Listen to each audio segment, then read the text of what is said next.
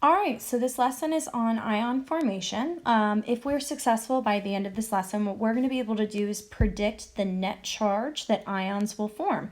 And the way that we're going to do this is by figuring out whether or not atoms are going to gain or lose electrons to satisfy this thing called the octet rule. You haven't heard of it before, but we're going to talk about what the octet rule is later in this lesson.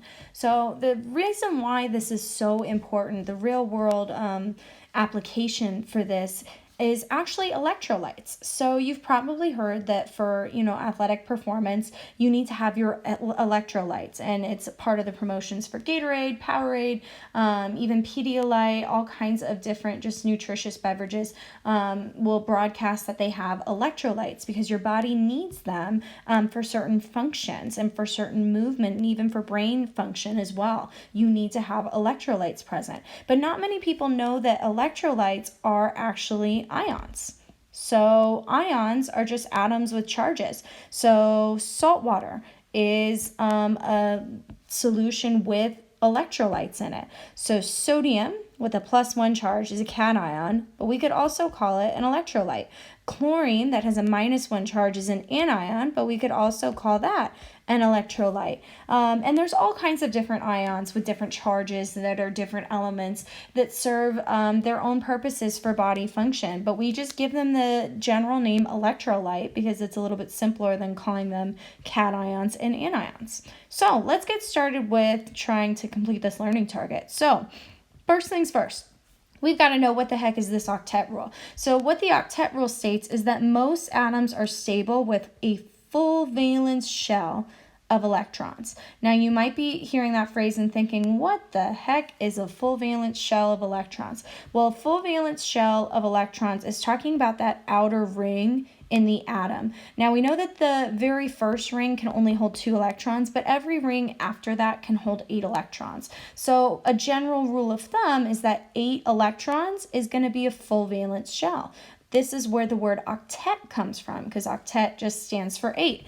So what this rule is definitely or basically saying is that when atoms have 8 electrons in their outer shell, they are their most stable. So there are 2 ways an atom can get a full valence shell. The first way is by filling empty spots. So we've got a picture of an atom here on the left that looks like it's got all of the spots in its valence shell filled except for one right here. Since that one empty spot can be filled, what this will do is it will gain an electron to fill that empty spot, becoming an anion. Anion means it's an ion that has a negative charge. That's where this -1 charge over here that I'm trying to highlight is coming into play. This spot that was once empty is now full of an electron, and electrons are negative. So imagine when you gain negative people in your life, you become probably a more negative person yourself. They bog you down. Atoms are the same way. If I gain a negative electron, I'm going to have a negative net charge. Now, the other way that I could get a full valence shell, and this one requires a little bit more thinking, is I can empty spots and go to an interior ring. Let me explain what I mean. Over here on the left, we've got an atom here that has a valence shell that only has one spot filled. All of the other spots, 7 other spots, are all empty. So it would be kind of difficult for an atom to gain 7 electrons to fill those 7 empty spots because it's got to get the electrons from other atoms. That means this particular atom would have to interact with 7 different atoms around the same moment in time and gain 7 electrons. It's just not likely to happen. So instead, what will happen is this electron in the valence shell will be ejected. It'll be given away to another atom. It'll be lost. So when that electron is lost, we see that the atom becomes a cation. And a cation is just an ion with a positive charge. And here's why it makes sense for this atom to lose that electron. Once it loses that electron, now what it has is an outer shell with 8 empty spaces. that shell isn't going to be in the atom anymore when there's no electrons filling it. The only reason shells exist in atoms is because they need to contain electrons. But if there's no electrons being contained, that means there's no shell. This is why I haven't drawn a fifth ring in this atom or a fourth ring in this atom, because there's no other electrons. But I could continue drawing rings for days and days and days, but it would make no difference because they're not actually there unless there are electrons filling. So once I empty this outer ring, it goes away. And now this ring that used to be an interior ring, I'm going to color it. This ring is the one I'm referring to right here. This ring that used to be an interior ring is now my outermost ring. So since it is full, now this atom has a full valence shell. So this is how losing electrons can actually leave an atom with a full valence shell, because what you're doing is you're emptying spots so that you go to an interior ring and that becomes your valence shell. So when exactly do atoms gain or lose electrons is the question. How do we know if an atom is going to gain or lose to get that full valence shell? So if I'm looking at an atom that has less than 4 empty spots in its outer ring, so this one right here has 3 empty spots, that's definitely less than 4. If it has less than 4 empty spots, it's going to gain electrons to fill those spots. So what used to be empty has now become full. I gained, in this example, precisely 3 electrons. Now gaining 3 negatives is going to give me a net charge of -3. So that's not too bad to remember. If I have less than 4 spots, it's going to be easier to gain electrons and fill those spots than it would be to lose, all of the other electrons in the outer ring. So let's look at what happens in the other respect. So let's say we had more than 4 empty spots. So in this example right here, there are 5 empty spots. That's definitely more than 4. So this counts as an example. 5 empty spots means that this atom could gain 5 electrons to fill that shell, or it could lose these 3. Now, I don't know about you, but if I'm doing my math here, losing 3 is going to be a lot easier than gaining 5. So this atom is going to lose 3 electrons. And when it does that, it's going to have an empty outer shell, which means that the outer shell is going to be non-existent, and it's going to go to an interior ring that is now full. Now, when I lose 3 electrons, I'm going to become a more positive atom because I'm losing negatives. So if I lose 3 electrons, my net charge is going to be +3.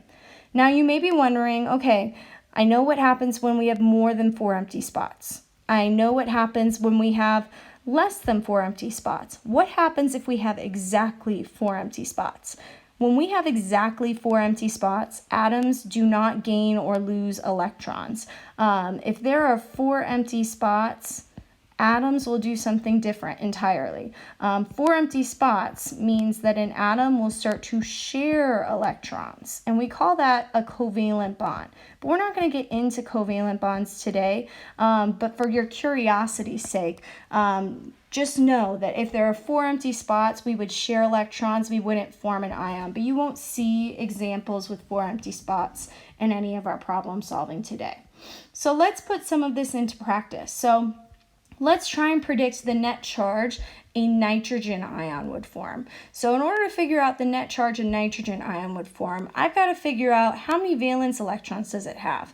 That'll tell me if I have more than 4 empty spots or less than 4 empty spots. So I'm going to pull up my periodic table.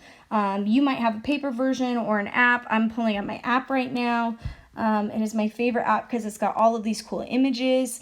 Nitrogen, if I look for element N, is right here, element number 7. That's pretty cool picture to look at. But what I'm really paying attention to is what column is nitrogen in, because that's going to tell me how many valence electrons it is. So remember, we ignore this middle section right here. We're just looking at our left 2 columns and then our right block over here. So nitrogen is in the 1, 2, I'm counting 3, 4, fifth column if I'm ignoring this blue block in the middle right here. It's in the fifth column.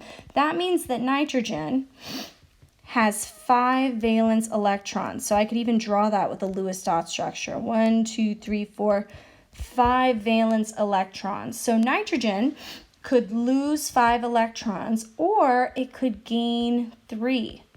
Now, gaining 3 is going to be easier than losing 5. So nitrogen is going to gain 3 electrons, which means that it's going to form a net charge that is negative, because it's gaining these negative charge electrons. So since it gained exactly 3 electrons, its net charge is going to be negative 3.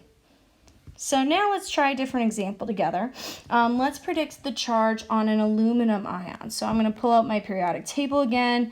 I got to figure out what column is aluminum in so that I can figure out how many electrons or valence electrons aluminum has. So as I'm looking, aluminum is this element Al right here, element number 13. This is actually a sample of aluminum. It's pretty cool.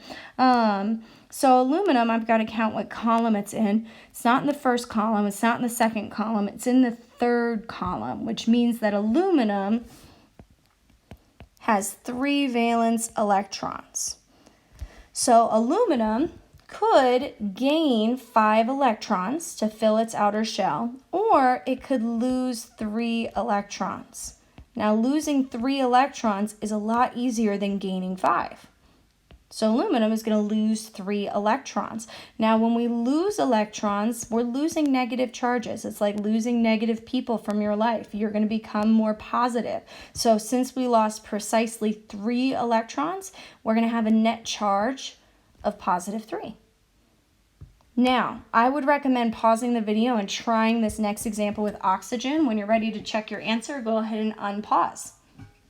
All right, so I'm assuming that you've unpaused, you're ready to check your answer. We want to figure out what's the net charge on oxygen. Now, oxygen is element O. When I look at oxygen's column, I see that it's in the 6th column, which means that it has 6 valence electrons. So the Lewis dot structure looks something like this. So oxygen could lose 6 electrons, or it could gain 2 to fill the 2 empty spaces it has. So gaining 2 electrons is a lot easier than losing 6, but that means that the net charge is going to be negative because it's gaining negative electrons. So if I gain precisely 2 electrons, my net charge will be negative 2. So now I would pause the video and try the next one, sodium. I'm going to give you a hint though. Sodium is element Na, so hopefully you don't spend too much time looking for it. All right, if you are watching this, I'm assuming you've already done it. You're ready to check your answer. So let's do this one real quick. So sodium element Na is in my first column. That means it's got 1 valence electron. So sodium could gain 6 electrons to fill its outer shell, or it could lose 1 electron. Losing 1 electron is a lot easier than gaining 6. So that means my net charge is going to be positive because I'm losing these negative electrons. It's like losing negative people from your life. You become more positive. So if I lose 1 negative electron, that means I'm going to have a +1 charge. So hopefully these notes were clear. We have successfully completed our learning target. We've predicted the net charge that atoms will form by figuring out, are they going to gain or lose electrons? So